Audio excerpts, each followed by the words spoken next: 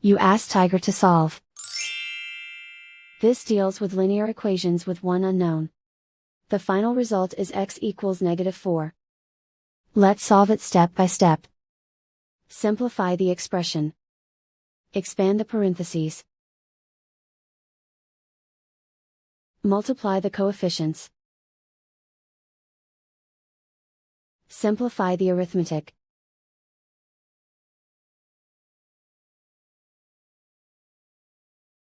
Group all x terms on the left side of the equation. Subtract 3x from both sides.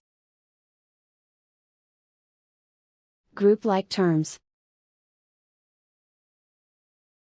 Simplify the arithmetic. Group like terms. Simplify the arithmetic. Group all constants on the right side of the equation. Subtract 36 from both sides. Simplify the arithmetic.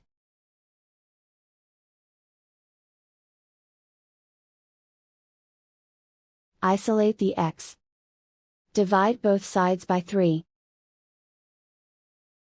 Simplify the fraction. Find the greatest common factor of the numerator and denominator. Factor out and cancel the greatest common factor.